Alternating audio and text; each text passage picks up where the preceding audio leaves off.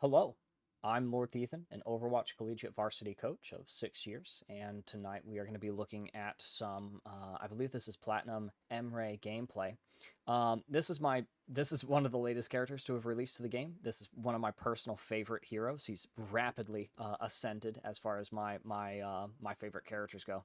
I think he's Call of Duty levels of fun, and he's been a blast to pick up and play. Yeah, this is Platinum 5, so we're actually just over the cusp of gold. And actually, I see a Havana game linked here. Let's actually take a peep through this one and make sure this one isn't a steamroll. Because if it is, yeah, let's see if I can boot up the Havana game. This but I've really enjoyed Emery. What's really funny about this is they mentioned that I think I'm doing pretty good, but I continue to lose. My win rate is 35% after 20 games this season, and I feel you. I mean, 14 games played, 8 games lost, 45% win rate. I am also struggling a little bit out in Emery. He's not the freest character out there right now, but he is quite fun. Let's take a look at the Havana match and see if this one. I wasn't really prepared to look at Havana match. Especially one that's a whole 20 minutes. This is going to take forever to get through. Um, but um, but the thing about Havana is these are some long sight lines, and he is effective at medium to long ranges, but not necessarily medium to long ranges that are this long. So, this is going to be a massive shout out to GRom for submitting this replay code to review here for the channel.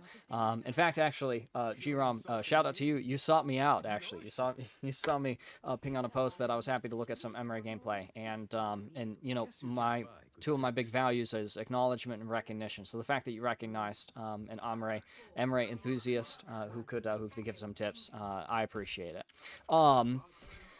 All right, walking out. My big gimmick is, or my big thing is, closer to walls, corners, covers. I'm gonna say that a couple of different times this VOD review, but just play close. Up within a meter and a half near your walls and corners, especially since you're gonna walk out of these spawn and you're playing Havana. So like, what characters do you think they're gonna be on? They're gonna be on the Mercy, Ash perma pocket. They're gonna be on the Widow. They're gonna be on the Hanzo, right? And they're gonna be looking to one shot you as soon as you walk out, right? So you want to make your scouting like really quick, and you absolutely are looking in the right direction. Start sending pings out to your team, because this is like, knowledge is power, and I don't see any pings going out. I actually regularly in Overwatch get the you have sent too many pings. You're now muted, right? Or too many.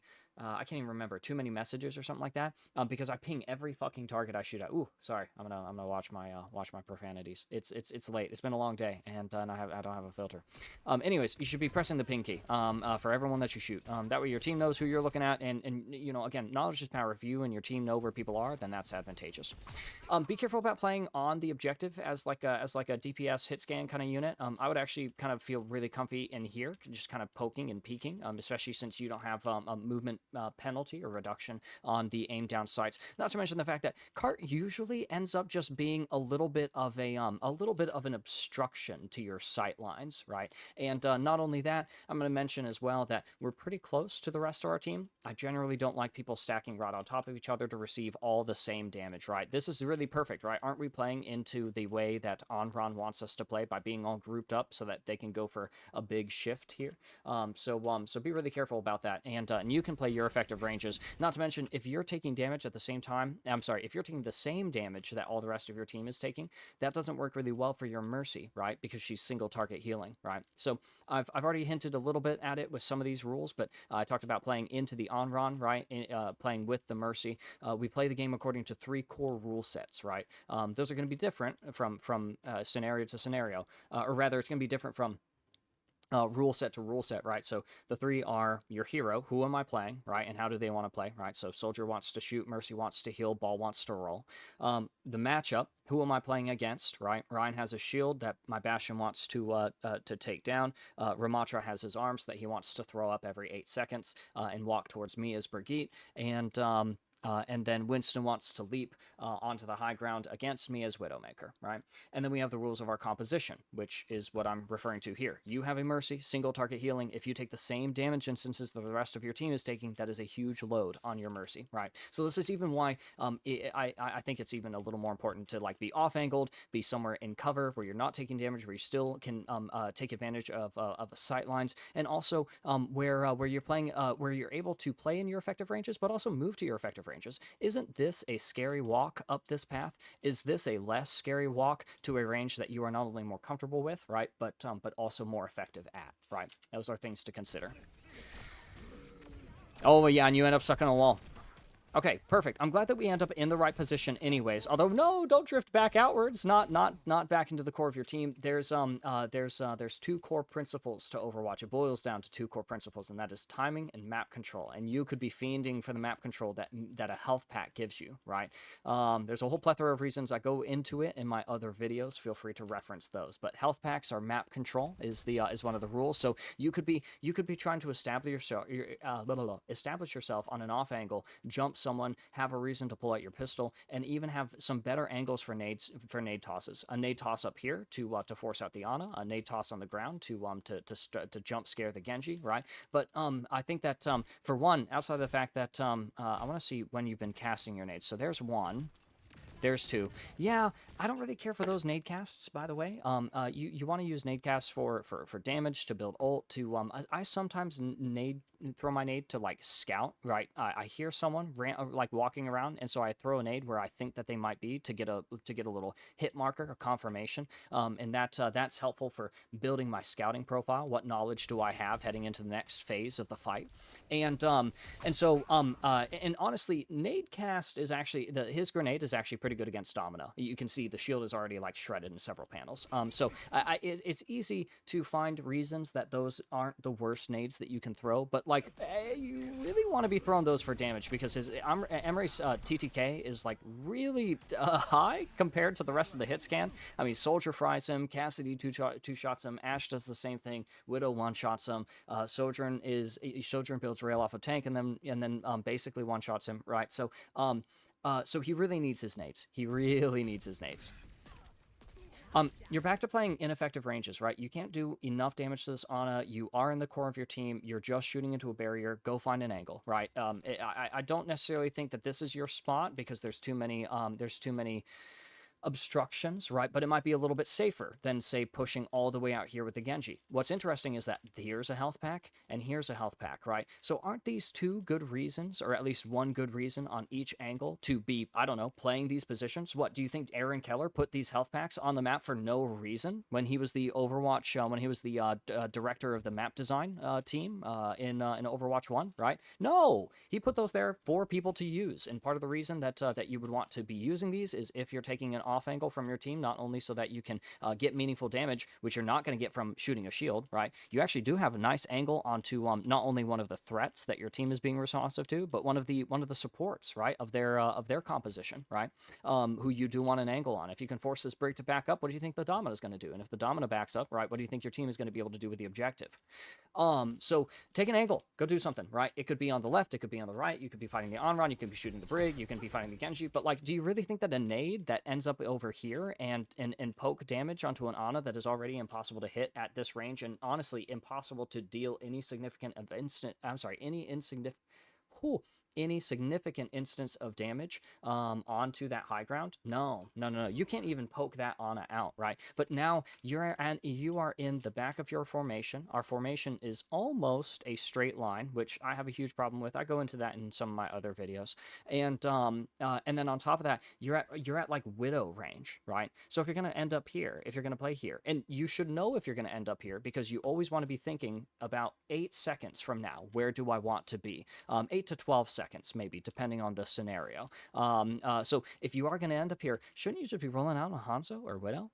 I don't think so. I think Emre is more fun, but I think Emre is more fun when you play according to Emre's rules, which is play within his effective range, play your off angles where you've got health packs. You even have a pistol that kind of helps heal you a little bit. So if the health pack isn't enough, between the health pack and your pistol, it's definitely going to be enough. And you also want clear angles for your grenades and clear angles for your shots, right? Where you don't have to worry about the cart or cover or ineffective ranges. These are some nice connections, and I appreciate the fact that you're willing to stand still to land your shots. But I would say out in the middle of the open, more than a meter and a half away from your walls, corners, covers, is not really the environment to stand out in the open, especially when a Dominus shield is coming up and we haven't even gotten card around the corner, right? So kind of a bad time to stand out in the open, kind of a bad spot to stand out in the open, and definitely a bad reason to stand out in the open, which is you're trying to poke down the Ana that you're not able to poke down really from, this being his effective range. That's a nice nade on the Genji. I was about to complain about that nade too, but that ended up being a nice nade. I kind of want to watch that and see where it went, because I might have just learned a new lineup here. Let's take a look.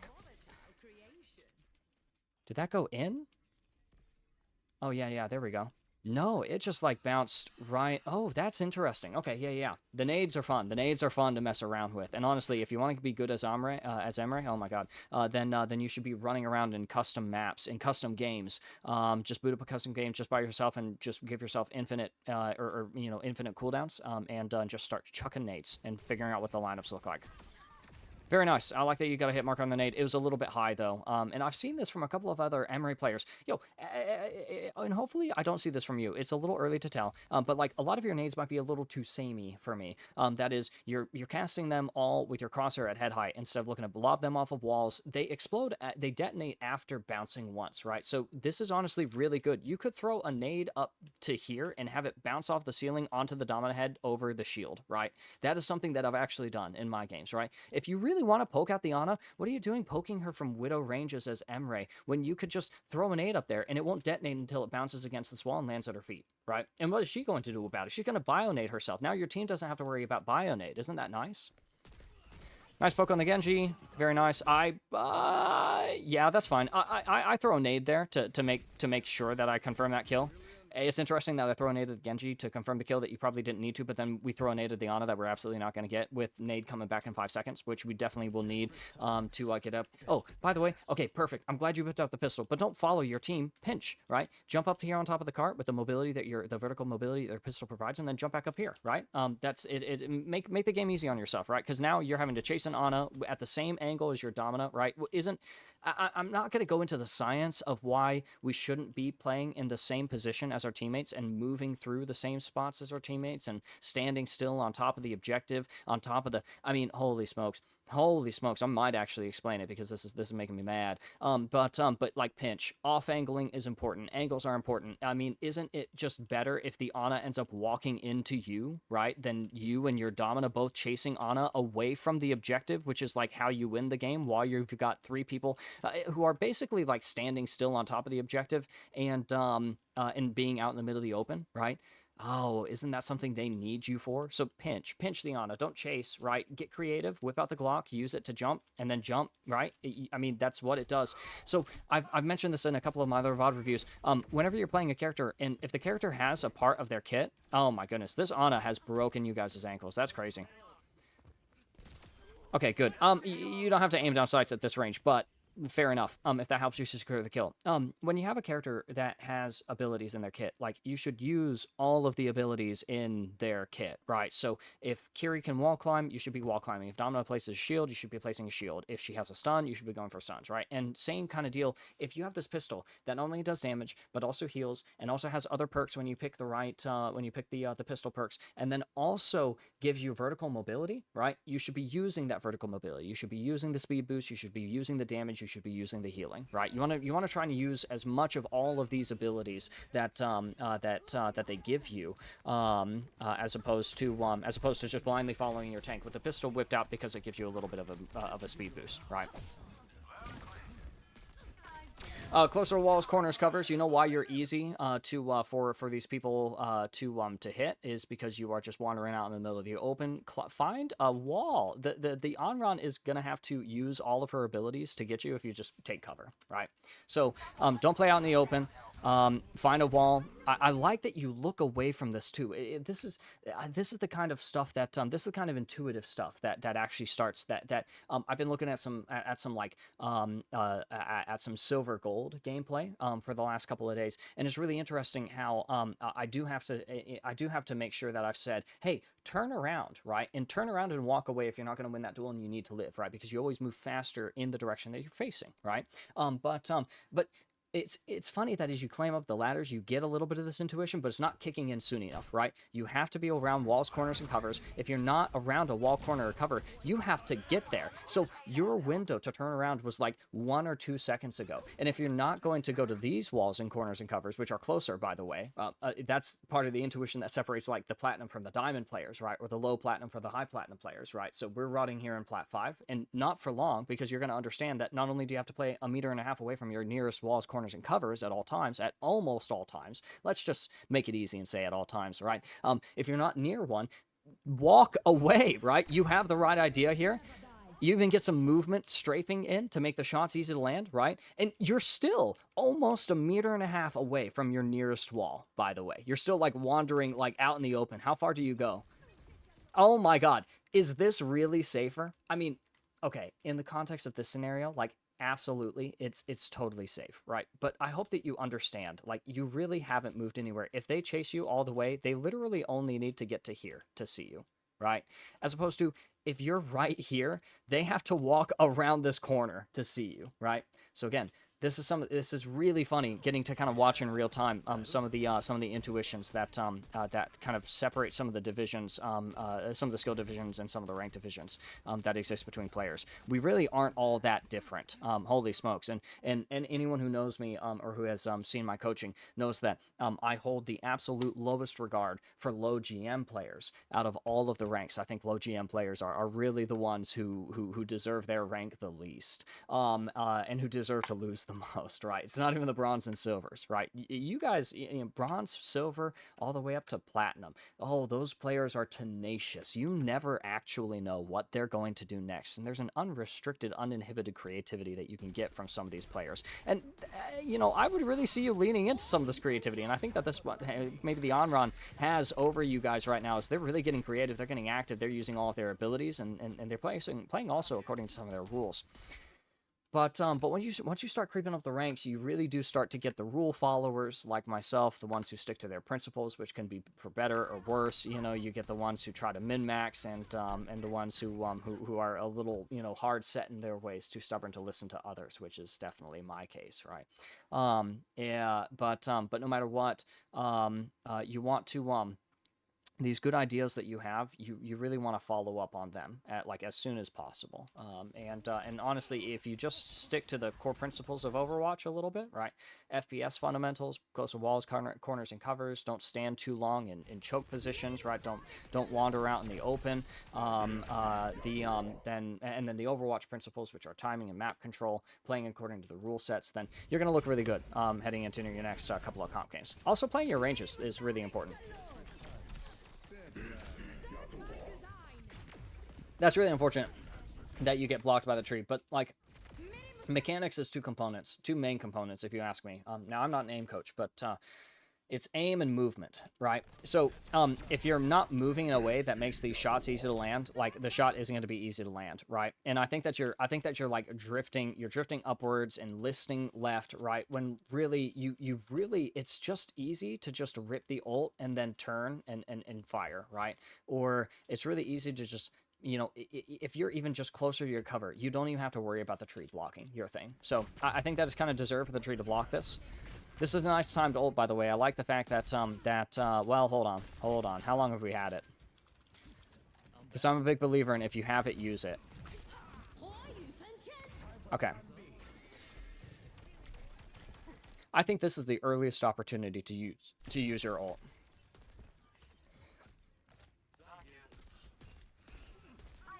Careful about standing still just to shoot these panels. I don't think that that's any good for you. You already have your ult, but like if you didn't have your ult, then you're not generating ult, which is like the name of the game. You have to build your ult as quickly as possible, and that's why you have to use it, is so that you get it back as quickly as possible. That way you can build it as quickly as possible for like some of the last fights in the game. And then this is probably the latest window that you have to ult in the window of opportunity that I'm describing.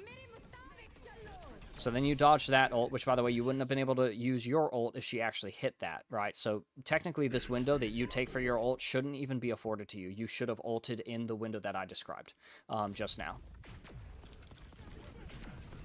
So this is a little bit late, which makes sense as to why you don't get enough value with it. You do get a really nice pick onto their dom, and then onto their brig with the nade. Generally, just, honorable mention, I'm a big believer in DPS on the objective so that my supports don't have to play on the point, and my tank can move up. It just doesn't make sense to have a hero who controls as much space, or a role that controls as much space as they do, who can put up a shield here or do damage here, right? Dominus 17 to ult, but like, I'm sorry, Dominus 12% to ult, but let's say that she had, like 80%, right? I want her up so that she can build it, right? My Cassidy is fighting the Ana, my Mercy should be positioned. Honestly, my Mercy should be with him, and then my Mizuki should be looking to set up an off angle and do poke damage to like get close to his ult, and then maybe even like try to find a way like on top of here or a place that he'll be able to figure out where his cleanest ult cast is going to be, and that puts you on the objective. I'm a big believer in DPS on the point because they're the least valuable role in the game, right? So they might as well be cart fodder. On top of that, you don't need to build your ult right now, and look at you engaging with your adversaries at your ineffective ranges, right? So what are you going to do? Take poke damage and be scouted and marked? Where's the shield going to go? Up in your face? Where's the deflect going to be aimed at? Right at you? And where's the Lucio going to wall ride all the way to? You, right? At least in a higher level lobby, right? So you've marked yourself really early in this fight. You've let yourself like be seen, be scouted, be marked, right? They know you're there. They use the shield to block you off, right? All because you peeked too early. You probably could have just been moving the cart, and then when the fight breaks out, you can off angle once the shield is deployed, right? Wouldn't it be nice to move the objective, and then once the shield goes up, just move over here, right? Or play back here, right? Or to find a way to move the cart up until a certain point, and then use the cart to jump up here with your pistol, and then you're set up on a nice, really nice, comfy, cozy high ground in line of sight of your Mercy, where you can drop down into your Mizuki ult if you need, and where you have a really nice angle against the shield, right? Instead, you're playing like a long off angle out of your effective range, in a way that makes it really easy to shield you off. And once you get shielded off, let's see, how much time does this bleed out from us? 3, 4, 5, 6. I mean, that's almost a full fight phase. They have time to pre-set up, and then to set up, and then to engage, and then to ult. And between the engage phase and the ult phase here, you have been blocked out of any opportunity to do anything, right? And that's really unfortunate because Emre is like, part of the reason that I love him is there's literally always something to do on this character. It's so fun. So it's really unfortunate that you're not allowed to have the fun that you are, in my opinion, entitled to as Emre. The nade casts probably come out a little bit too, let's see. Yeah, that nade cast, I understand it, but it's probably not the best one that you could be going for. Don't just go for like general nade casts, and also it's a little too samey. Find a wall to bounce that stuff off of. Oh my god, get creative with the nades, please. I don't want to do this. I don't want to be rude here, but it almost seems as if you didn't grow up playing Halo Combat Evolved, right?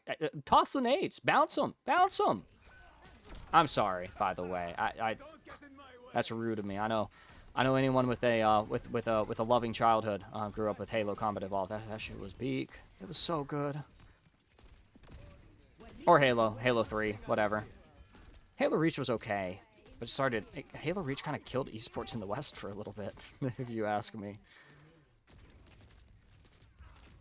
You're here probably a little bit too long. That's probably where I'm looking to whip out the pistol, do a little bit of damage, and jump up onto the height.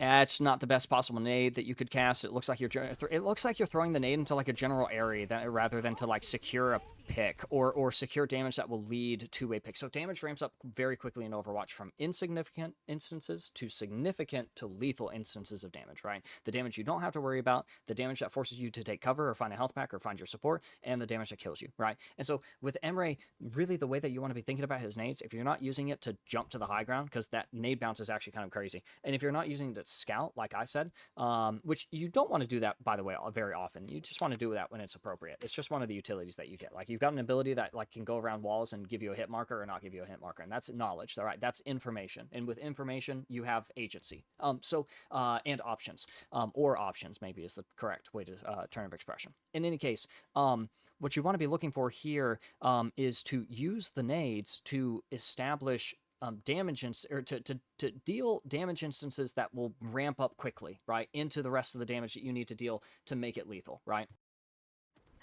So that's how I'm thinking about the nades, and that's why I haven't liked these nade casts that you've been going for. Is it feels like it's just, again, in a general direction. Ooh, no, no, no, no. So you can just use your gun. You can just use your gun, keep hugging that corner, jump onto the height, right, whatever. Here's the thing: you do play this position way too long, in my opinion. You've only got about 8 to 12 seconds to play in any one spot in Overwatch, especially at the highest levels of play, if you ask me. And I like whipping out the pistol, but remember, the pistol does a lot for us. It gives us healing. It gives us mobility. It does quite a bit of damage as well, but it doesn't deal more damage than your gun. Nothing will kill the Lucio faster than just sextuple crit tapping him, right? So what you want to be doing is not inting forward with your ability, right, which is a bad habit of Ana players, right? They walk forward to land the sleep and the nade, right, when really those abilities don't have ranged fall-off penalties, right? And you just want to play your effective range against this Lucio, right? If the close range is uncomfortable with your gun, that doesn't mean whip out the pistol while you're at full health and don't need the mobility, right? Instead, you should just use your gun here. Use your gun. Make stuff easy on yourself. Do the boring stuff, right? And if you're not going to kill the Lucio, then just shoot the tank. Look at her. She's full HP, and your team needs advantages, right? You need to force her back, right? You need to force her to use her cooldowns. You don't want her to build her ult, right? And she's going to be able to build her ult if she's not being properly pressured by you and your team, right? Because she won't have to worry about any damage they can do. So she's going to be confident and walk right up to your supports, right? And pass the tank, who doesn't give as much ultimate generation as the squishy characters do, right? So if you're not going to go after Lucio, then just go after the Dominant. And again, you could be doing that from this angle. You could be doing this from this angle, but you also could be doing this from high ground, which is why I like the pistol. I like that you're whipping out the pistol, because if you have a cooldown, use it, right? If you have an ult, use it. But you should be using the pistol to get to high ground, or you should have been high ground this entire time. Oh my goodness. I'm going to say it. And I'm only going to say it once in this VOD review, because I've said it I've said it a lot the last couple of days. See my other videos. Actually watch my other videos. They're very good. But high ground, what are you doing here on the low ground as a hit scan character? Hello? You are not going to get to diamond if you don't play the high ground, and you're on a hit scan hero, right? And that is to say, GRom or GRom, you're going to get to diamond just by playing the high ground. It's going to be awesome. Oh my goodness, it's going to be marvelous. Sorry, I feel like my dad when I when I say something like that in that fashion, right? Like this fake confidence, but it's actually going to make your shots easier to land. It's going to put you at safer positions. It's going to give you great lines of sight, fields of view that give you lots of knowledge, information with which you can make your next decisions or have agency against the disadvantages that red team seeks to impose on you, or I guess in this case blue team, right? So I'm sorry, I don't mean to sound patronizing when I say, haha, you're gonna make it to diamond really quickly if you just do these 3 things, right? No. It's going to take a lot of work. It's going to take a lot of losing. It's going to take a lot of mistakes. It's going to take bumping up a 35% win rate after 20 games, right? Like you're dancing around on the ladder like Lord Thethan, right? With a 45% win rate. I'm not far behind you, don't worry. And it's going down, by the way. I'm not having fun in my sessions. And that's why we're VOD reviewing at 3 a.m. instead of playing out some comp matches like a degenerate. Oh God, I got to work in 4 hours. And so I have you getting on high ground, and that alone will put you at some really distinct advantages. And Overwatch is all about establishing advantages and getting disadvantages. Too samey. Your nade is going past him because you're either not throwing it at the ground so that it bounces near you and then explodes in his face, or you're not bouncing it on the wall so that it bounces off the wall and then explodes against his back, right? All of your nades, or most of your nades, are all being delivered at like head height, which, like, great crosshair discipline, I guess, on an ability that doesn't demand crosshair discipline. I mean, you are aiming at center of mass for these nades like you're throwing the sticky nade perk, right? But don't throw your neutral, unperked nades like they're sticky nades. That doesn't make sense. That's not the rules of Emre. You're not playing according to your character's rule sets there. In fact, you're playing against your character's best interest by not making the bounce the part of the nade around which you time the detonation, the time and place. You have a lot of control over these nades. You shouldn't be throwing nades that are like, oh, well, that's okay. It's just a stray nade. Oh, it's just a nade that, doesn't do any damage. That thing got buffed because it wasn't doing enough damage to people who were just able to kite around it, right? And now the explosion is massive, and the damage is considerable. It's significant, right? It helps bump up your insignificant instances from your gun into lethal instances with your combo. Oh, be careful, be careful, be careful. Again, with the pistol, do all of the things. So if you don't need to heal yourself, if you don't need the damage, if you don't need to get someone out of your face, if you don't need to force the deflect, force the force the on-run shift, or the one where she jumps around. I don't even know what that's called because I haven't played any character besides Emre, by the way. Don't use the pistol to break barriers because it doesn't do that. It's like 25 damage per hit. Then just don't whip out the Glock. Your pistol is ineffective compared to the rest of your kit here. And if you don't have anything to do, then just settle down. Don't do anything. You don't have to do anything besides jump up. Use the pistol to jump up to. Oh, that's why you had the pistol, so that you could jump up to high ground. That's literally what I've been telling you to do this time. So after you do this, put away the pistol, settle down, wait for your nades to respawn, and then you can peek out and get some scouting info, and then ping for your team. But that's all you need to do here. Because now you're doing the same thing that you did last fight, which is like you're losing the element of surprise. Look at where you are compared to the rest of your team. Have you, at any point this lobby, have you spun around to make sure that you know where your team is in addition to your enemies, right? And are you pinging your enemies so that your team knows where they are? And also, if they're seeing pings come up, right? And maybe this is like instinctive, maybe it's intuitive, maybe I'm giving people a lot more credit, but if I see pings coming up and I'm not the one pinging them, then I know that one of my teammates is pinging them, and that might help make me aware of a teammate that is in a position where they could be pinging these targets, right? It's such a little thing, but you see how these could potentially add up to advantages, which eventually lead to outcomes that give you options to make the one decision, the one play that it takes to finally win a match of Overwatch. I'm the dementia one. I'm the one with raging schizophrenia, whose mental health is in shambles. So maybe I'm full of shit. But I think that you're early. I think that you're early. You're engaged before your team is ready. You're engaged for like no reason as well. There wasn't any ult to generate, especially with your blaster onto missed shots. Get really comfortable with that. Actually, his projectiles, I really like them. I feel like they're really natural. So be careful about flailing around with the pistol. Take your time between your shots, especially since it has a heat mechanic. And then you don't have nades to confirm kills with, right? So, again, this character is not the best duelist, and so if you're playing in a way that, like, literally you are the only person to duel, then I anticipate you being able to lose. I think that a Diamond Genji is going to be so happy to dash on you and then just win the 1v1, right? Because you can't nade at his feet. And that's not me saying you can't nade at his feet based on your nades. That's me just saying, like, in general, I've had a hard time, like, people, like, jumping in my face. I've had a hard time, like, figuring out how to get the nade bounced so that it's in their face while they're, like, less than a meter away from me. It looks like that's what you thought the Genji was going to do, which is really funny because that's what he should have done, but he should have done it here instead of when you were back with your team, because Overwatch 2 boils down to two principles, timing and map control. Imagine if he just pulls the timing early, right, and how advantaged he is just because of that. Alrighty, so...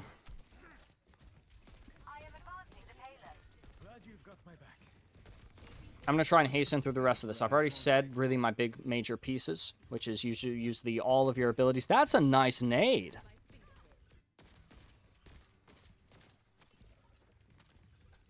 Yeah, that's unfortunate. If you finish your animation before casting the nade, then you get the bullets that you need. But honestly, you could just cast the nade there, and you should. And you probably just need to land a bullet. But I don't like chalking Overwatch wins and losses down to I just need to land my shots. It's really never that. Rather, it's always simpler than that, which is like should have been in a different position, should have had a different mindset, should have been doing a different thing. Yeah, that's some nice mechanics. Oh, whoa! What are you doing here out in the middle of the open? Like, what are you actually thinking about doing this thing? Oh my goodness, this is perfect. This is like a perfect little screenshot here. Oh my goodness, look at this. This is marvelous. Here we go. We're gonna save this. We're gonna use this as the thumbnail. This is the moment. This is the moment that we discovered what the thumbnail for this video is gonna look like. Nice ult, though. Nice ult. Be careful about flying out in the middle of the open. I literally... Oh, man. I'm not going to pull it up. I lost a game earlier that I don't think was winnable, but would have been, like, slightly more winnable if I wasn't flying out in the middle of the open for their soldier to poke me down. Now, they don't have a lot of hit scan. They don't have any hit scan to kill you with, but just be careful. You know, habits are easy to form on characters with kits that are, you know... that have vulnerabilities, like the fact that Emre's ult forces you to fly up into the middle of the air. So just be very careful about that. Woo. Yeah, that's fine. That's fine. I'm not going to complain about anything here. All right, all right. So it's just you can just play out here. You can just play out here. You can play over here. You can set up here for nade casts, right? But like you pull your mercy around 3 corners just to pull this stunt where you deflect, where you shoot a deflect of damage amplified, a damage amplified burst back into your noggin here, and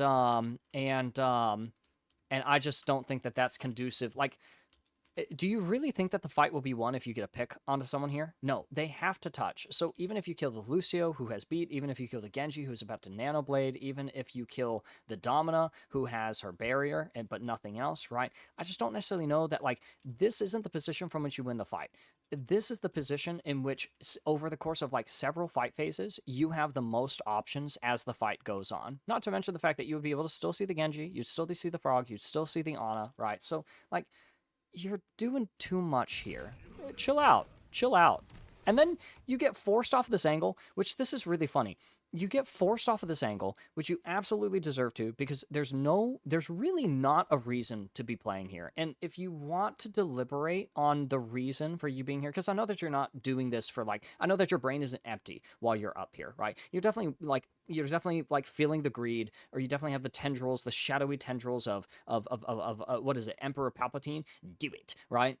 Sitting here, right? But like, there's actually not there's not a good reason for you to be here, right? At this time, there's not a fight-winning reason for you to be here, right? And there's definitely not. It's definitely only one reason instead of a matrix of reasons, a set of reasons on the basis of our rule sets around the revolving around the core principles of Overwatch. That is 2 of them. Make it easy on yourself: timing and map control. Is this really the section of the map that this character most easily controls? Where are your nade angles? Where are your bounces? Where actually, I mean, I guess it's good for his pistol, but it's not good for his gun. The sightline is too limited, the range is too poor, and there are steps blocking your vision, right? So, like, if this is a bad map control, and this also ends up being a bad timing, because look at the time that you do this. The time that you shoot a damage amplified burst is the time that he procs his deflect and slams it right back into your face. That's a time that you go critical. Your Mercy sees you go critical, so she takes that time to move backwards. See what I mean about Overwatch, like, happening on a timeline? So she takes that time to move backwards at the same time that the Ana moves through this choke point, right? Oh boy, she does this thing where you kind of piddle back and forth between choke, like, oh, am I gonna go for touch? Oh, am I gonna go for like, move through a choke? It's the worst place to spend anywhere in Overwatch. In any first-person shooter earlier, that's part of the first-person shooter fundamentals that I was mentioning at the very beginning, right? So at the same time the Ana walks out, your Mercy backs up, and then the Ana rounds the corner at the same time that they need to land the well, they don't land the sleep on the Mercy, but they do get the Bionade, and then you're gonna get jumped here as well. At the same time, even at the time that you kill the Ana, that's as much time as the Genji needs to find out where you are and then go for the killing blow that he should have gone for earlier, right? So if Overwatch 2 boils down to 2 core principles, timing and map control, then dude, just play out here. Just play out here. It's going to give you the most options. There's a lot more, I think, that I could talk about here, but I've already mentioned the big points, or I glossed over some of the little ones. Now, the match doesn't necessarily become won just by you playing out here, but I do think that that fight is not only a lot more navigable, it's a lot more winnable, it's a lot more readable, too. And that's the thing. Again, knowledge is power. So, like, what are you doing on an angle that doesn't give you any info besides that they've walked out, right? You can't see cooldowns, you can't see positions, you can't see formations, right? It's a choke point, and the idea of choke points is to move through it, not spend time in it, right? So even if you are going to maintain this position over here, how much time will you actually have to shoot the people who are existing in this space only to pass through it as quickly as possible? Because that is an FPS fundamental, which is spend as little time in chokes as you possibly can. You don't have the time for that. But you do have the time from other positions on high ground that still play to your strengths, your effective ranges, and also give you opportunities for creative nade bounces. Stop throwing the... I'm so sorry. It's late, so I'm grumpy. I haven't had my good mood juice yet. Stop throwing nades like that. Stop throwing nades like that. Do one of 2 things. Either unbind your nade key because you have lost the privilege to use the nade because you refuse to use it in a way that is conducive to the actual value that it can attain, or simply make the gods defiant decision. I don't believe in free will, by the way. And so I think that you have an opportunity to defy the strings of fate that are binding you to be compelled to the keen sense that you should be throwing these nades at the same crosshair placement as your regular gun, which, by the way, those are two different pieces of equipment. A gun and a grenade are used differently, right, from each other. And so you can make the gods defiant choice to use your grenades in a way that fate isn't controlling and manipulating into, right? Break away from that mold. Amuse the gods who have created mortals to be ironic and funny and subvert their expectations. Absolutely. Next time I look at your Emre gameplay, which I apologize, might not be for forever. I've got so many VODs to always go through. And honestly, I can't do many free VODs for much longer. But you know, next time I watch your VOD, you know, or your gameplay, I'll have my expectations subverted by the fact that you're bouncing your nades, you're getting creative with them, and that's the way that you used to do it. Not because, and not for any other reason, honestly, than just that the detonation timer starts after they bounce. Break away from the wheel of fate. Use your nades in a way that you want to, not the way that this preordained path we walk dictates.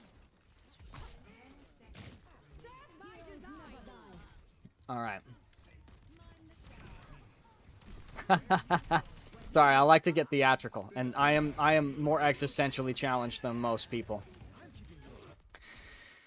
It sucks that you're on the low ground this entire time. Like, that's, I think, how I'm gonna.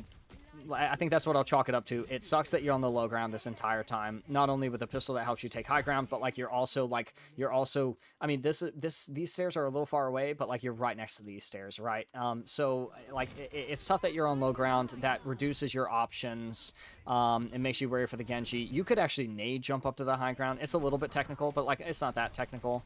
I like that you have a little bit of trigger discipline on the Genji, but like you also notice how you're not only on the low ground, but like you're wandering out in the middle of the open. If we go back here, like you are away from walls, near a wall, away from a wall, near a wall, near a wall, now away from a wall, now away from a wall, now near a wall, now away from a wall. Like, are you kidding me? How else is the Genji? How else are you supposed to live against the Genji if you're not playing in a way that makes it easy to like lose and gain the mark that he has on you, right? I hope that you guys understand what I mean when I say mark. It just means that like they see you, they know that you exist in a certain position, and so like the longer that you exist there and the longer that they know you exist there, the easier it will be for them to eventually dismantle your control over that position and force you out of it correspondingly. Don't worry about Elucio. Don't worry about Elucio. You have ultimate charge to go find. Okay, now do get this pick, but be careful. Don't play into Anran rule sets there. You can probably just let her, walk into your open space, your effective ranges. If she wants to jump someone around that corner, for a whole list of reasons, she wants you to walk into that room and then jump you for it. You probably should die there. Against a perfect Anran, that is. Against a perfect Anran. Okay, so again, I'm a big believer in DPS on the objective, but like if your supports are going to be like, if your supports are going to be sheep and move the point, because everyone apparently thinks that support should be the ones on the objective, which is patently false, then get off the point. Get off the point, go take an angle, go build your ult, or honestly, like, when did you build your ult here? Okay, so you have your ult. Okay, yeah, so you have your ult after the Anran kill.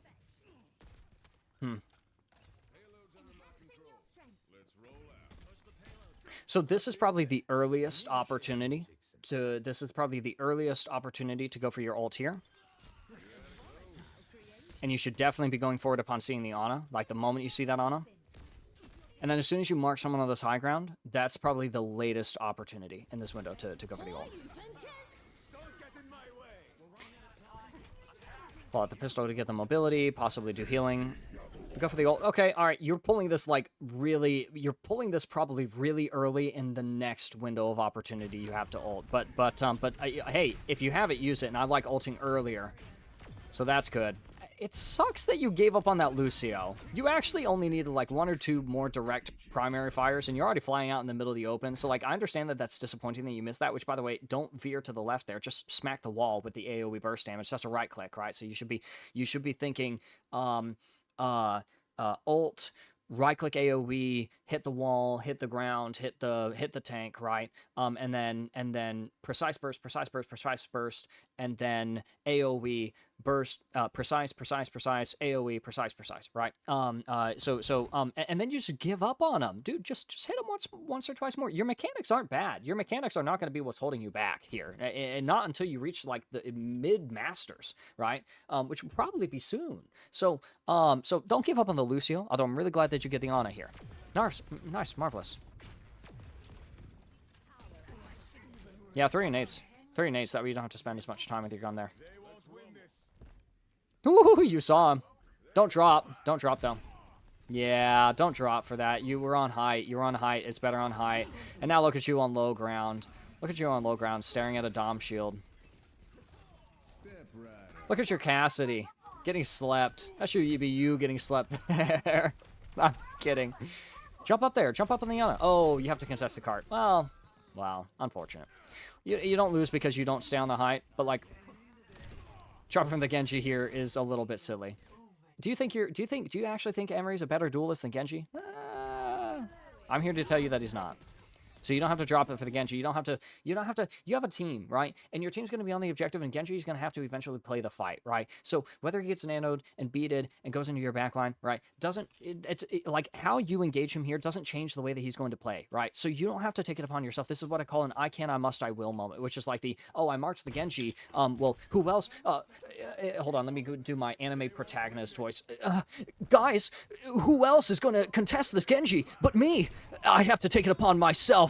This is the destiny that I've been born for. And my family and my training have all led me to this moment where I have to fight the Genji. Right? No, you have a team in Overwatch. Now, are they a bunch of solo queue ranked bots? Yeah, 100%, right? And myself among them. I'm like their representative, in fact. You want to see the definition of Heartstuck, by the way? I don't normally like to show off my career profile because it feels like a little bit of flaunting. But like, dude, look at this. This is the definition of Heartstock. So you want to talk about your teammates being bots, bro, watch out when you get Lord Thethan on your team, right? So I want you thinking freely. I want you thinking for yourself and understanding that, like, if there's a position that you should be playing, then don't compromise it for a target that I wouldn't, as a 6-year varsity collegiate coach who has honestly played this game way too much and coached it for way longer than I should anyways, I would never ask you, go duel that Genji and win. Right, that's unfair. I don't like that. So, all right, we're coming up on 47 minutes. We have less than 13 minutes to cover through the rest of this round. We're gonna kind of lightning round this one. I've already said my most important pieces, and honestly, my brain is gonna start getting fried as well. I'm probably not gonna know. What to call this one. Or what to, like, recap on. I don't know. I'll figure it out. I'm not bad at improv. Here we go. So, I'll tell you what I like about this is, like, you know, again, you have about 8 to 12 seconds to play any particular position, right? So you play here for a little bit, you know, you're forced out, and then you drop down, right? So, like, I like this. I like that. Now, I definitely don't mind if you compete for that position again, right? You're out in the open. You're away from walls, corners, covers right now. You're just strafing back and forth out in the middle of the open instead of going to your next good spot. So it's actually, you're not really thinking about, okay, where do I want to be 8 seconds from now? You're getting some nice bursts, but because you have some, like, really mid nade casts here, you don't have anything to follow up this. You don't have anything to make the insignificant damage you're doing significant, right? You're just yeeting out nades because it seems like it's an idea that might be fun for its time, but like there's really nice damage that you can get onto a Genji. There's really nice damage ticks and really nice shots that I'm seeing you make, but like you aren't actually landing the final blows that you could because number one, you're throwing your nades at times where they're inappropriate, and so you don't have them at times when it is appropriate, and then you're also throwing the nades the exact same way every single time. Do you think that it's possible that being that compelling yourself yourself to throw the nades in a way that that lets you get creative, that uses the bounce, that uses that detonation timer, right? Do you think that that might help you time these grenades better, or do you think that better timed grenades will help you land the bounces that you need off of the walls, off of the ceilings, off of the targets, right? Because they bounce off of people, I think. And so, what is it? Isn't that question that Gojo asked Ghetto? He's like, do you think? What is? Wait, hold on. I actually have to look that up now. Ghetto question to Gojo. What was it? Are you the strongest because you're Satoru Gojo, or are you Satoru Gojo because you're the strongest? Right. That's what he says. Right. So that's the kind of cyclical question that I've asked you. But the point is, different nades, different nades. It's too samey for me, and it's also inappropriately timed. Those help turn your insignificant damage into significant damage. That's why the thing got buffed.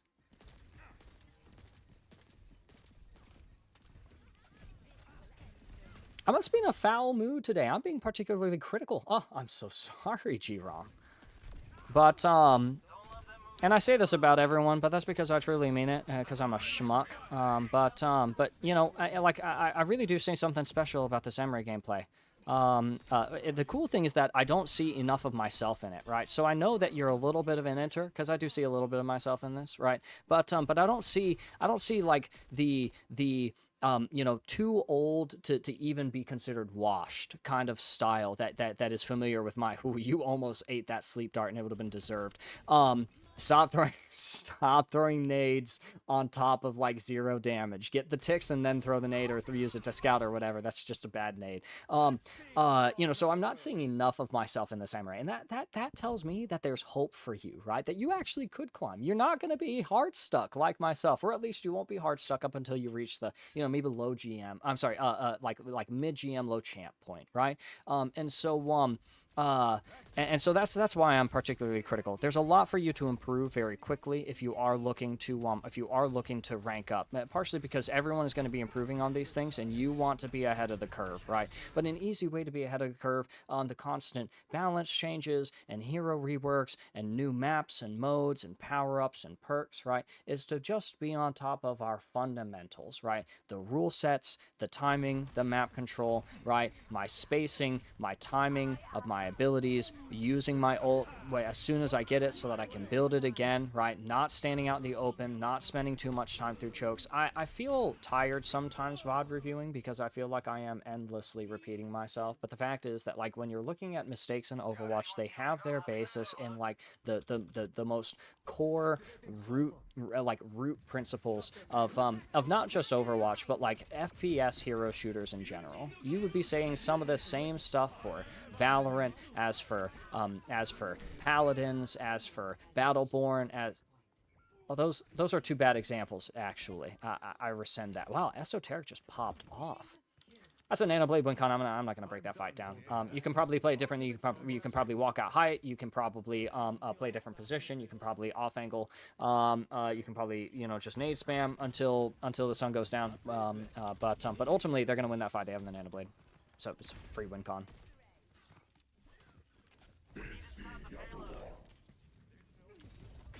Yeah, I like that. I like that. You know, hey, if you have it, use it. Use it as early as possible. If you can't use it, then find a reason to use it. And if you can't find a reason to use it, then make one, right? And you made one.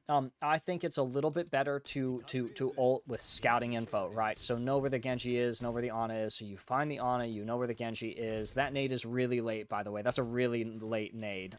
You have a whole shoot the Ana, unpeak the sleep, and then you re-peek, aim down sights, and throw the nade, right? So that's just really late. You can probably just save that charge next time. The timing doesn't quite work out for that. You go for the ult because you know where she is, but you have to find her. You have to reacquire her. Here's actually the frame where you do see her, and actually, you see her several times, but I like the fact that you're committing onto a target. But then you stop committing onto the target for some reason, and you're just halfway through a right-click shot that probably would one-shot the Dom if you just landed a direct hit on her. You just decide to like wishfully cast in the Ana's general direction as it's firing. That doesn't make sense to me, right? If I'm going to, you know, if I'm trying to find something that is pertinent. The point being, if I'm gonna make a decision, if I'm gonna make a call, my best bet is usually to stick to that call, right? Stick to that decision that I've made.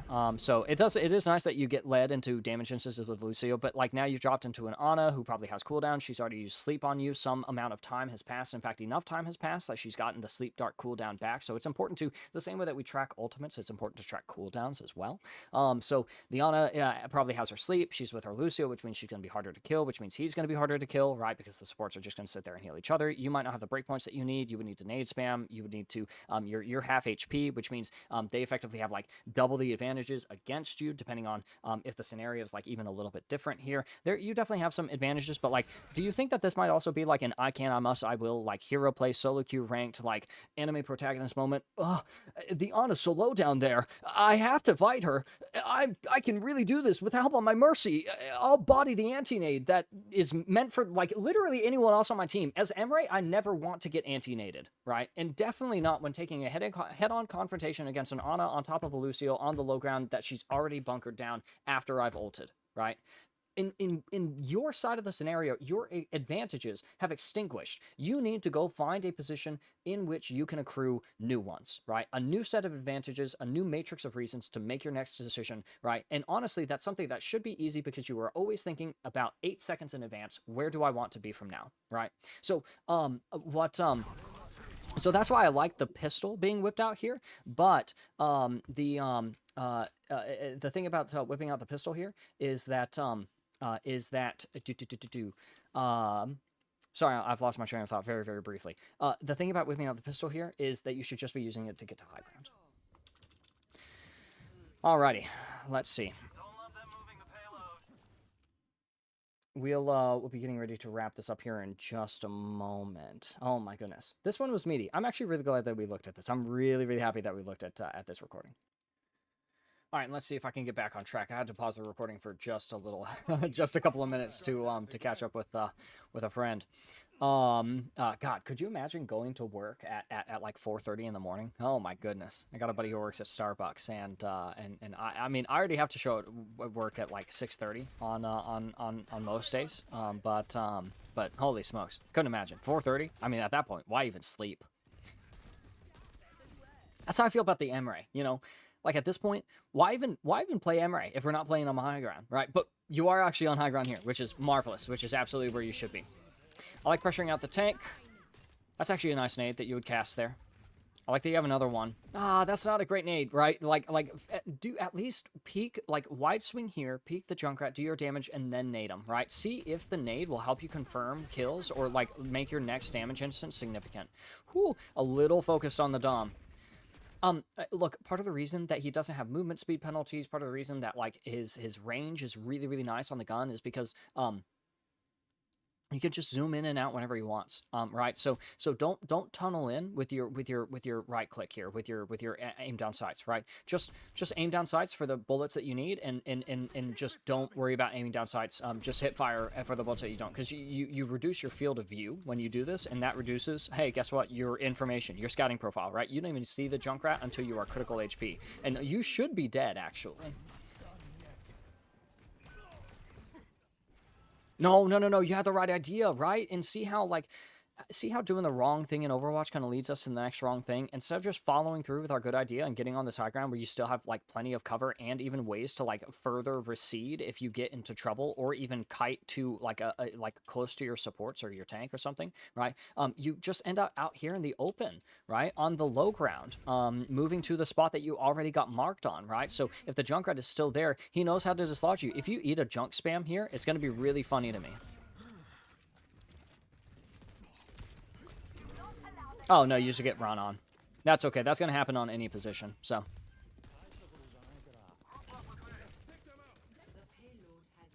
I probably didn't like that nade. No, I didn't. Husseini, you're not bouncing them off of anything. And too many of them are ending up in front of a Dominus shield. The mechanics are nice. The mechanics are nice. I want to see those mechanics apply to... Dude. I'm going to stop saying it. I'm going to stop using the word nade.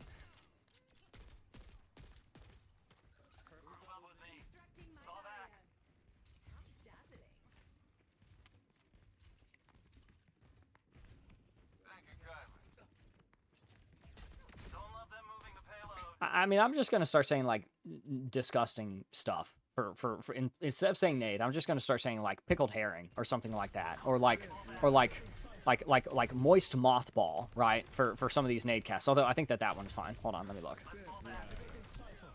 Yeah, that one was actually all right. I liked that nade. It had a bounce to it. It wasn't cast the same way that you cast. Yep. And we're back to the nasty stuff. But I'm out of my improv is. Ooh, that's nice. That was clean. If only the nade that you would cast prior to killing that Genji was like decent at all. It's worth mentioning. I really like this, by the way. I really, really like this. I have a policy. It is always better in than out. Look at how in you are, and you're playing the map as well. You're playing the map, and you're playing according to Emre's rules, right? You're playing your covers. You're a little too out in the open right now, but you're finding a couple of nice bounces.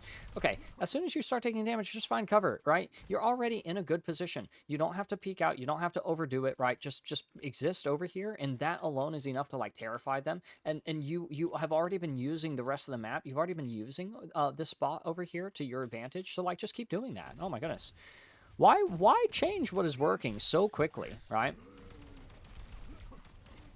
And then you get goaded out of your good spot. So you know what this puts us? This puts us in my least favorite formation ever, the straight line formation. I think I've already briefly mentioned it. I don't like the straight line formation because it means that everyone has access to the same information that everyone else has access to, instead of everyone having access to slightly different information that gives us the full picture. Obviously, every single one of my teammates can only see the Domina and her shield and the Ana, and no one is going to be able to see the Junkrat in time. No one will see the Genji in time. No one will know that Lucio is, right? Because we only see what's immediately in front of us, right? So I don't like the straight line formation, outside of the fact that outside of what it does to your scouting profile, it's also not good for most of your characters, right? See how you're playing at like Widow Ashe ranges, right, instead of Emre ranges. So there's like a bajillion reasons I could get into, but this has already gone on long enough. It's quite late indeed as well, and we gotta wrap this up. I've already said everything that is really important to say. By the way, you are pulling your ult at like one of the later possible windows. I actually think that let's see.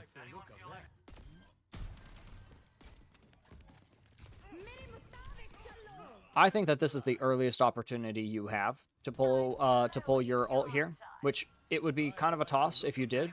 So it's good that you don't.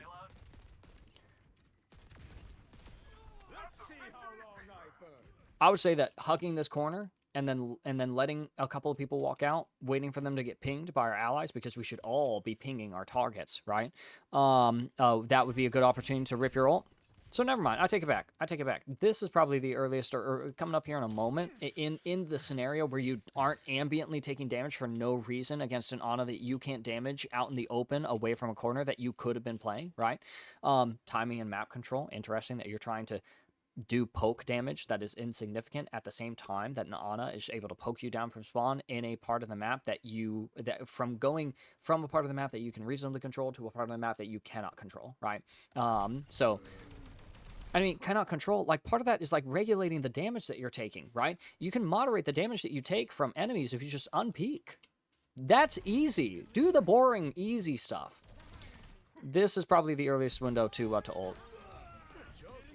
You can definitely ult here now as well. But, like, you're playing Widow Ashe ranges, right? So it's not easy to ult from all the way back here as it would be if you were, like, over here. But this is where you should be, right? Or over here, right? Definitely not over there where the Genji is. I would be playing the right side here. You pull out the pistol for, like, no reason. You're shooting a Genji who has movement and mobility instead of pressuring out your threats. The Genji's not going to hurt you, and if he does, he's going to kill you, right? So, like, if the Genji's not coming after you, I would be looking at other stuff. You're also floating out in the middle of the open instead of playing your cover. That's why an ult from here is also better, is because you can peek, shoot, unpeek, peek, shoot, unpeek, pressure, pressure, pressure, unpeek, right? You have options. Seek your covers. Closer walls, corners, covers. Especially during your ult. Especially during your ult. You look like a Pharah barraging right now.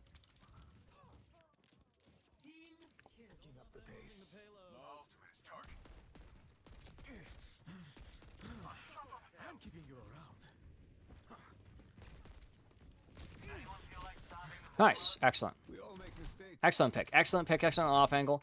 And then look at where you end up. Look at where you end up. From going from, like, oh my goodness, this is so nice. This is a really nice position, a really nice timing, a really nice map control, right? A really nice angle. You're not too far away from your walls, corners, covers, right? You get the drop on the Ana, you get the pick, right? You have a health pack, right? Right here and right here. Just go get one of these or let your like insanely broken passive health regen thing kick in, right? So that you get restored to full HP, and then just maintain your presence over here. You can also peek out here, but you could also re-peek out here, fight the Junkrat, pressure the Genji, throw a nade on cart, force the Domina shield, right? But look at where you end up, right? You end up from this like good Emre position to this bad, like to this good Ashe position. But I ask you, are you playing Ashe? You're behind your tank, looking at their tank in a straight line with your tank, not on an off angle, not on high ground, and honestly, the only thing that you can do here is insignificant damage, and you have the objective as an obstruction to any meaningful pick you could secure. Would you have been able to kill that Ana from this position? If the answer is no, and you killed her from over here, then what on earth are you going to do against a Domino with shield, a Junkrat who's like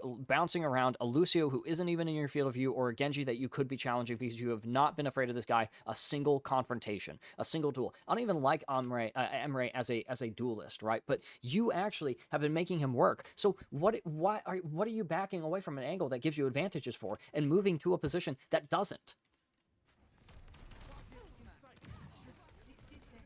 That's a nice route from your Mizuki. You are not in a position to follow up. This is a decent position. This is a decent position for Widow and Ashe, at least, especially if you're looking to pick this Ana. Although, actually, this range isn't too bad. That's kind of surprising. I underestimated the range buffs. Stop! You're taking the same instances of damage, which means you're generating the same ultimate charge for him. We just watched him Riptire, and you want to give him another? I guess if you want to style on him like you did the last one, but no! Oh my god, and you're marked. If you're marked on an angle, the longer you stay there, the more damage they lob down it, the more likely you are to die. As soon as you get slept there and get woken up, you should be backing off and finding a new angle. Go play the one that rewarded you with a pick. Have you forgotten about that point? You realize, oh my god, guys, this is the most underutilized section of any map in Overwatch. You have a hole here, you have a door here, you have a mega health pack on this side. I cannot state in a single VOD review that lasts only an hour. We've gone over our time, by the way. I cannot state how valuable this by itself as a variable to consider is, right? So this is, and I'll go on record saying this. Anyone who wants to think that I'm wrong, feel free to point this out, to show me the data that leads us to a different conclusion than that which I have reached, which is this is the most underutilized section of any map in Overwatch ever, and you got to pick from it. You're going back to playing Ashe spots. Are you on the Deadlock gang leader? Are you 60% to your Bob? Are you trying to play for your Widow sites? Where is your Venom mine put up? Did you Sonic the Arrow, that health pack out here? You're playing sniper ranges as Emre, the Call of Duty man. This is like the Master Chief character, I think people are calling him, right? Do you have that sniper rifle in your hands right now? The one that one-shots elites through their energy shield? No! That's nice. That's some nice pickings. That's some nice damage instance on the Genji. I think you should be dead, by the way, because that Genji was like riding on top of you. Should be landing all of his shurikens. And you're also here for like way too long. Overwatch happens in fight phases that occur about 8 to 12 seconds. Here's a full fight phase. You're over here. You're still over here. As soon as Yana unpeaks, you can unpeak and go look for something else to do, right? Break the Dominus shield, find the Genji. You have nades that you've been spamming, but I probably haven't liked them if I go back. I don't like that nade, by the way.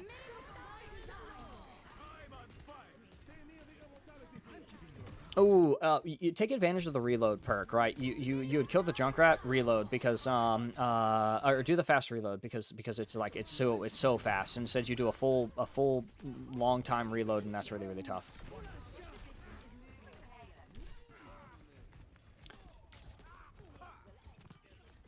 I like that you haven't led this Genji away from your team. I like that you've been like relatively close to your supports, but it is tough that like you're away from your walls, corners, covers. You aren't on high ground. You're kind of getting led around. Your movement is messing up your aim here. You're also on the low ground engaged on the Genji on the high ground. I mean, honestly, you should have been looking at him like. You should have been looking at him as looking for him as soon as the Ana disappeared as well. Like, you should just be shooting him here. And then that way he could lead you to this section of the map, which might be more powerful for you. This is just so cramped over here. This section is just kind of mid. It's not a good. This is not a good section of the map to play as Emre. Like I'll say it as someone who is like only 12 hours on Emre, and absolute confidence in almost all that he says. I can tell you this is the worst section of the map to play on Emre. This is the better section of the map to play as Emre. So like I like you dying here. I think you deserve it. And the Genji just unlucky. I don't necessarily know that they should have gotten away with as much as they did. I don't know that they should have won, and I'm sure that your teammates weren't playing this perfectly as well. But let's see. Your original posting here said, please watch and analyze the mistakes in this game. What could I have done better to help the team win? Maybe some specific advice on playing Emre. I think I'm doing pretty okay. Yeah. So these are really the things that you want to correct. Get on top of the high ground. Don't use all of your abilities the same way. Take your angles, take your off angles. Don't play in the straight line formation. Use your ult in the windows that is appropriate. Use your grenades in the windows that they're appropriate. A lot of people get to the end of these VOD reviews and they ask me, so what should I be focusing on? All of it, or pick one of these points. Go rewatch the VOD. Go rewatch your gameplay and see if the things that we looked at in this map are habits that you formed that show up in others, right? And at the end of the day, either pick one thing that I've mentioned here or a couple of things that I've mentioned here, put them on some sticky notes, go rewatch the video and apply everything that I've told you. In order to change the outcome of this match, you needed to have basically done every correct thing that I had mentioned to give yourself the most amount of advantages that you could have used to possibly have a choice, a say in the one fight, the one scenario, the one fight phase that mattered. GRom, thank you so much for the replay code submission. Thank you actually for seeking me out to get a VOD review. Like I mentioned earlier, this isn't something that and this is really unfortunate, guys. But the free VOD reviews probably isn't something that I'll be able to do for much longer. But I'm really happy to put myself out there, as well as have the opportunity to elevate the gameplay from you. There were a lot of good things that we got to see from you, GRom, and I hope that you feel like those were recognized, even despite all of these fundamentals and core ideas that you need to be more rigidly aligned with in order to see more success on this really fun character in the game. And you look really fun playing him as well. And it looks like you're having a blast on the character. Just stop playing him like Ashe. Stop playing him like Ashe and Soldier and Widow and Hanzo, right? Play him like Emre, right? We went over a couple of those rules, right? But honestly, the best way to familiarize ourselves with those rules is to go read about the character, watch the guides, look at the CarQ, Emong, Mythbuster videos, right? Figure out what the interactions are. Watch the Cager vids and the Spilo videos and all of them, right? And they've got the archives of knowledge. You can also go to the wiki and guys, it really is as simple as I'm googling Emre Overwatch and here is the Emre Overwatch wiki page that has to verify me because I'm using a VPN and here I can see, okay, so synthetic burst rifle, damage is 20 to 6 per shot, 60 to 18 per round. Fall off range is 25 to 40 meters. So there's a rule. I know that I want to be playing 25 to 40 meters at all times. Well, how long is 25 meters? Well, go to the practice range and look at the lines, right? See where the practice range lines are, or know the abilities, right? So Roadhog's hook is 20 meters, right? So about a Roadhog hook and some odd change, right?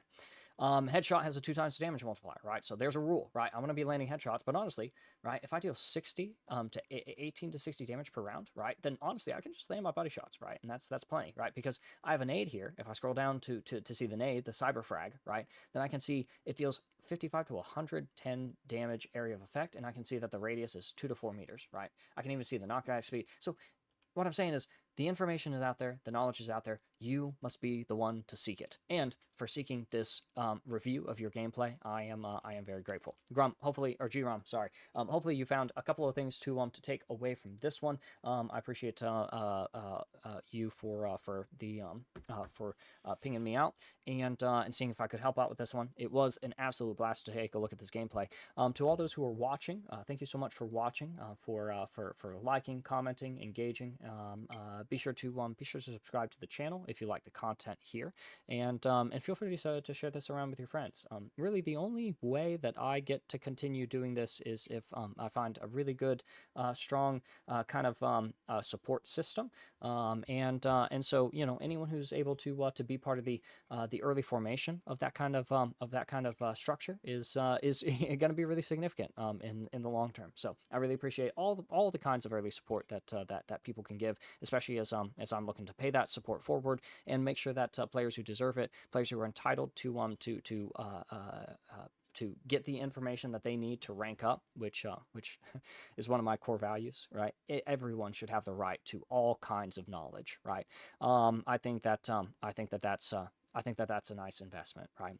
So all the support is really meaningful, even if it is as little as a like on the video and a comment for engagement for the algorithm. Thank you guys so much for watching. GRom, thank you for the incredible Emre gameplay. I'll definitely take a couple of I'll definitely take a couple of these aiming moments that you have and try them out in my ranked games. And guys, have a wonderful rest of the day.